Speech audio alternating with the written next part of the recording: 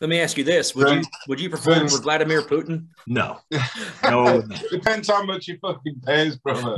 no, it would not. It depends on if you were stuck there or what. No, because if Vladimir Putin asked you, would you have the balls still wash off of Putin's wrist? Going up a little bit. Yeah. But the general public answering that question, the people that was on my friends list when I asked that told my answer. Half the people said yes, half the people said no. Well, I don't know which half I would land in. Right. So that kind of answered the question. So nobody really above a mayor. There's people that, I do agree with some of their politics, some things I don't. But it's like, even if I do it, do I look like I'm supporting that particular politician? So I kind of stay clear of that. But I mean, if you break it down a little bit more, though, if it's 50-50, people think it doesn't matter. People think that it is a show of support. Then only half of those are going to be against that because the way voting goes, it's usually 50-50. Maybe it's different I think Florida's a red state, right? So is it a red state? I don't know. I just know Florida makes the news. I know that Florida makes news every day. We make the news for doing something crazy every day. Yeah. Somebody, Florida man, Florida woman, Florida man. In your defense, you're not from Florida. You just live there, right? I do. I'm a transplant, like 90% of everybody else that lives here. So see, here in Tennessee, up in the mountains near North Carolina, Eagles Nest is a really nice area. And driving through there, everybody you see has Florida tags. So they're coming from Tennessee or from Florida up to Tennessee, and everybody else is going down to Florida. Yeah. By the way, how's the weather there? Is it super hot out? No, it's about it's in the 70s today. Okay. No, I'm sorry, it's 80. It's a little warm. Hey guys, it's not hot. All right, we're back. We had to take a little bit of a break, but welcome back. So where did we leave off? Right, yeah? We left off and looked like Daniel was on a cliffhanger. He had something he was about to say. Well, there's been more than 30 seconds since then, so I've got no idea. We were talking about... Look, man, if you were we were talking about whether or not these companies have the money to pay this or pay that. All right. And they do. They do have the money to pay. But if they don't believe that's your price, why would they pay it? Who did you contact? Say you wanted to, I know that you work with McDonald's, Coca-Cola, whatever. Who would you even contact to pitch to them? Who's the person that's responsible for, regional corporate events? Who would you recommend people to try to reach out to? I mean, let's play rapid fire. Okay. Right. Name it. Either you can name a company or better name an industry. Okay. And I'll tell you what I would pitch to that industry. I want to perform for whoever, makes good whiskey. Okay. So the alcohol industry. Let's see what they're going to have. They're going to have a brand launch event. They're going to have a rebrand launch event.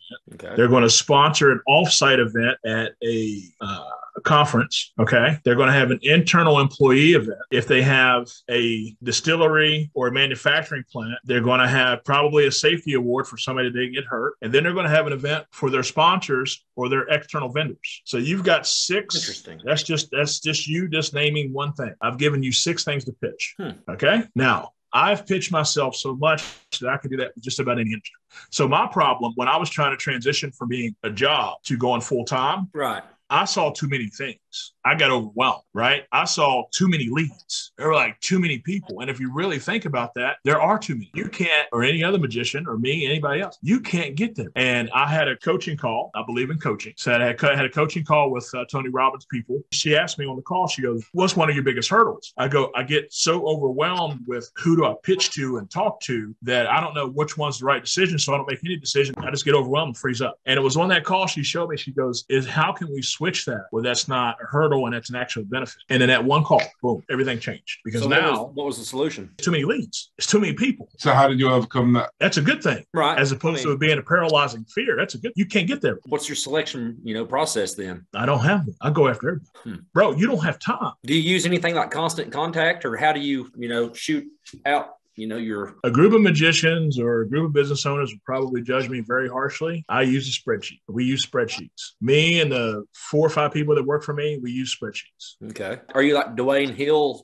S Corp or what? Dwayne Hill. What? Well, he says he has people that work for him, so it's like S Corp. S Corp Corporation. Yeah, I'm just Dwayne Hill. I thought you were saying is it S Corp like a lady of the night? No, that's my redneck accent over here. You forget I'm from Tennessee. All right.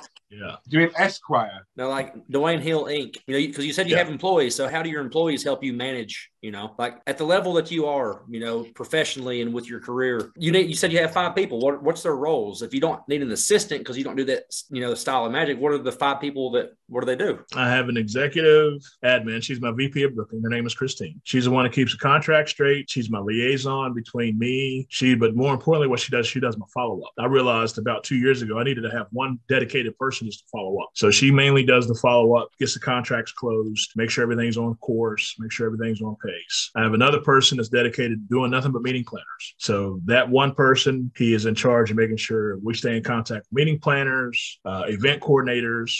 That's his one job. And then I've got people that help me manage my databases, make sure everything's up to date, it's clean. This person left, this person transferred, this person got arrested, take them out. Who's the new person? Where did that person go? Did we follow them on LinkedIn? And then I got another person that's dedicated to LinkedIn. That's all they do. Make sure my LinkedIn's straight. Send out invites, answer emails, find new connections, pitch new connections. Speaking on LinkedIn, just out of curiosity, it's like, I know that, professionals do use LinkedIn, but how often do, contacts come through LinkedIn? Well, LinkedIn is one of those things that it's weird that there are people that are on there. Is LinkedIn as active as Facebook? No. Is LinkedIn as active as Instagram? No. But the people that are active on it, and it's a thing that it takes patience.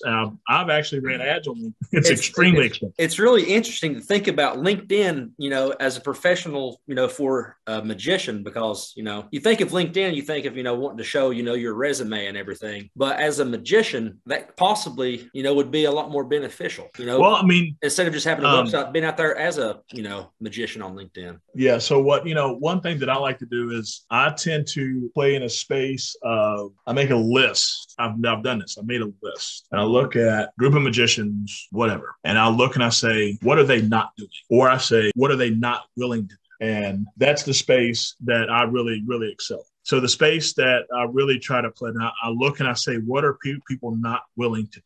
And there is just a certain intensity obsession that, if I say this in a group, magicians are going to be all over me and say, he's cocky, he's arrogant, he's this, he's blah, blah, blah, blah.